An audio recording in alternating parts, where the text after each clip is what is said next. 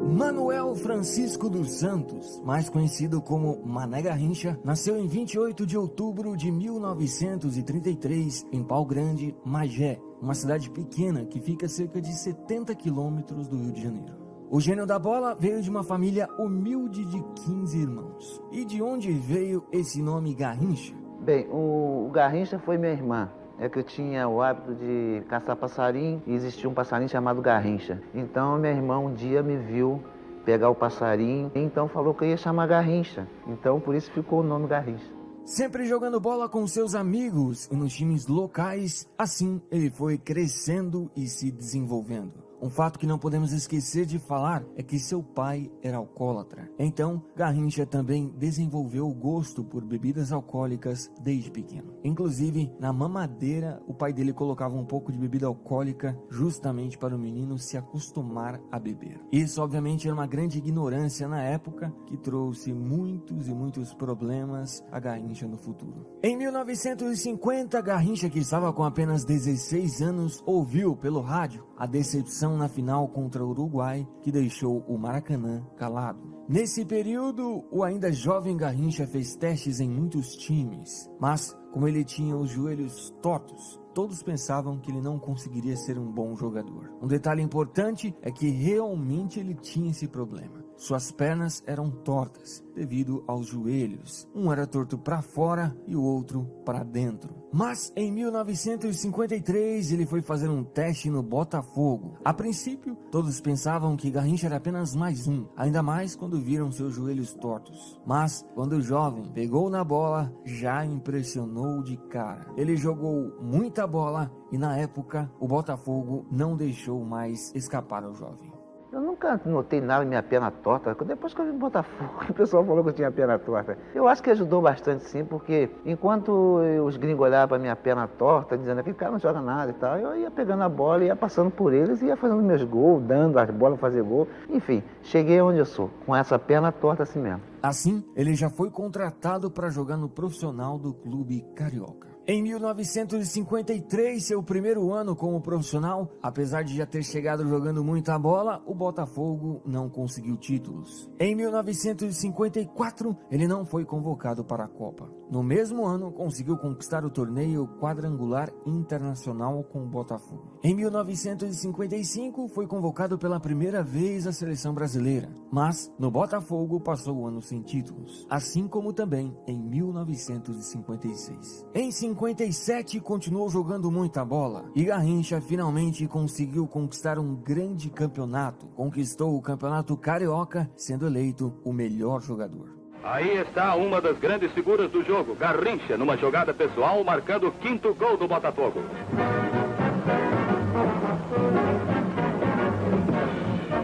Em 58, um detalhe importante de se falar é que Garrincha não estava entre os convocados para a Copa. Mas, pela desistência de um jogador, ele foi convocado quase que na última hora. No começo da Copa, ele e Pelé não eram titulares. Mas, no terceiro jogo, isso não era mais problema. Garrincha e Pelé se tornaram titulares absolutos. E assim, jogaram juntamente com o grande Didi, o fino da bola. E como nós sabemos, levaram o Brasil finalmente ao primeiro campeonato mundial. Garrincha foi um dos melhores jogadores daquela Copa e já não era mais desconhecido para o público. Assim, ele passou a ser o grande Garrincha. Mas, se você não sabe, a fama não era algo que ele gostava. Me senti famoso em 58, quando cheguei aqui. Depois fui para minha terra, no Pau Grande. Senti que estava famoso porque, conversando com os amigos, um deles falava. E minha casa vivia muito cheia de gente. Eu saía também para fazer compra e viajava sempre de trem e sentia talvez assim, vinha cansado dos treinos e achava que o pessoal ali já não estava assim perturbando um pouco. Então eu me sentia um pouco cansativo da vida de ídolo.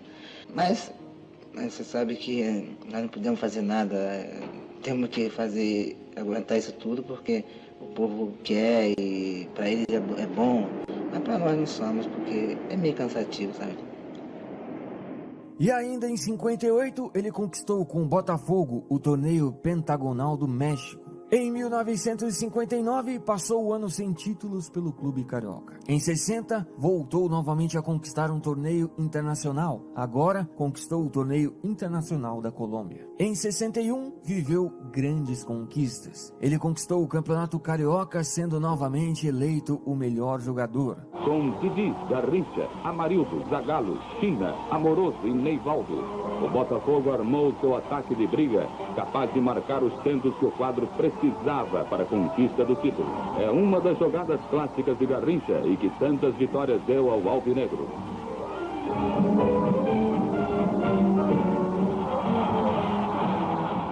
Conquistou também a Taça dos Campeões Estaduais Rio-São Paulo e o Torneio Internacional da Costa Rica. Ou seja, ele estava voando cada vez mais em campo. Assim, chegamos em 1962, o ano que Garrincha viveu seu auge no futebol. Nesse ano, pelo Botafogo, novamente conquistou o Campeonato Carioca, sendo eleito o melhor jogador.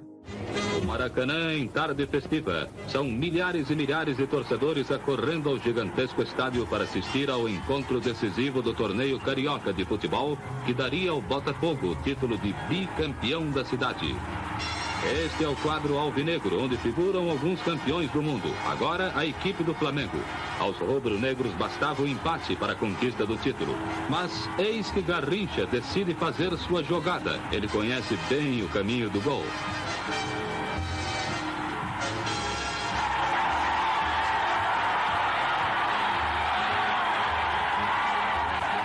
Garrincha, o incontrolável, o imarcável, o rompedor de defesas, abre o caminho da vitória.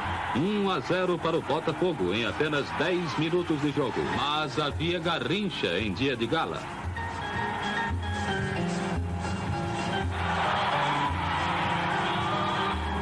É o mesmo lance de sempre. Seu Mané joga a bola sobre a pequena área e desta vez ela bateria no adversário.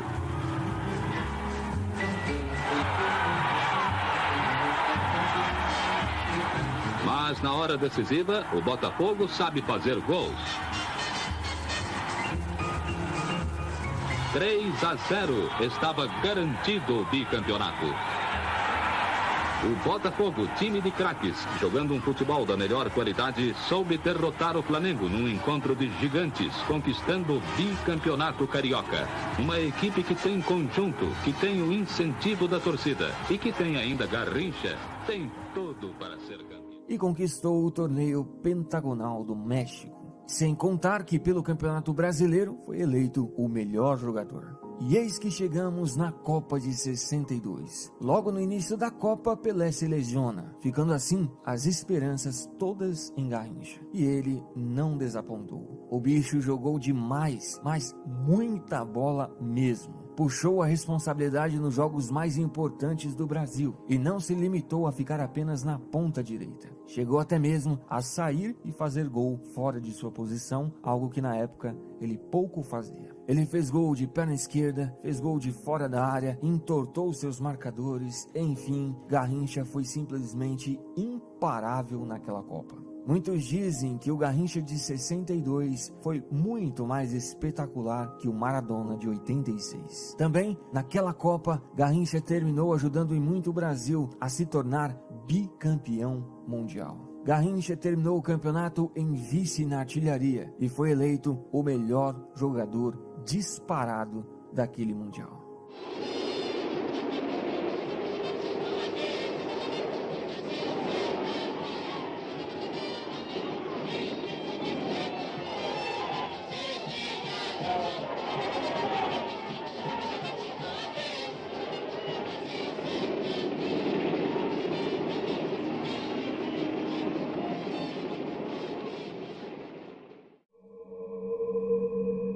Mas, daqui para frente, as coisas para o jogador brasileiro começaram a não ir tão bem. Seu joelho começava a dar problemas e assim, muitas vezes, ele teve que tomar injeções para poder jogar pelo Botafogo. Mas essas injeções trouxeram muitos problemas ao joelho dele posteriormente. por tomar injeção no joelho, esperando, por exemplo, que aquilo não fosse nada, aquilo fosse uma coisa passageira. Então eu fui para a Europa e tive lá 6 jogos e tomei 6 injeções no joelho, porque o Botafogo, naquela época, pedia $15 mil. Eu, como sempre bom, como sempre pessoa humana, eu chegava e pensava que era tudo, aquilo não passava de 4, 5 dias, estaria bom. Mas eu me prejudiquei bastante. Eu voltei para o Brasil, voltei bem mal mesmo. Em 63, o time passou o ano sem títulos. Em 64, conquistou o torneio Rio-São Paulo e alguns outros torneios locais. Mas, a essa altura, Garrincha jogava pouco pelo Botafogo, muito por causa de seu joelho que estava cada vez pior. Em 65, o Corinthians demonstrou interesse no jogador. E em setembro de 65, ele fez sua última partida pelo Botafogo. Aí então houve uma bola para Garrincha e seu Mané correu célere na direção do gol.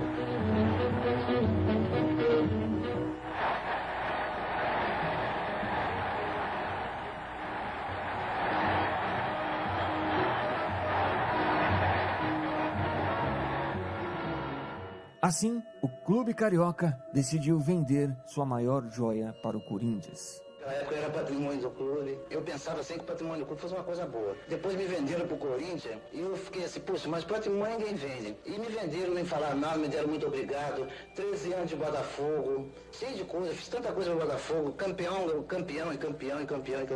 E o patrimônio depois foi vendido. Eu fiquei muito triste, porque eu não tive nem um pouquinho de consideração naquela época pelos diretores. Mas tudo bem, tudo certo. Eu tô feliz. Pelo Botafogo, Garrincha jogou 614 partidas, fez 245 gols e conquistou nada menos, nada mais que 18 títulos. E é considerado o maior jogador da história do clube. Assim, voltando para o Corinthians, o clube paulista acreditou que poderia tratar de Garrincha e assim ajudá-lo a voltar pelo menos 50% do que ele era no Botafogo. Uma curiosidade importante de se falar é que nessa época o Corinthians passou a ser chamado de Timão, justamente por causa de Garrincha e outros grandes jogadores que tinha no elenco. E é por isso que o time até hoje é conhecido como Timão.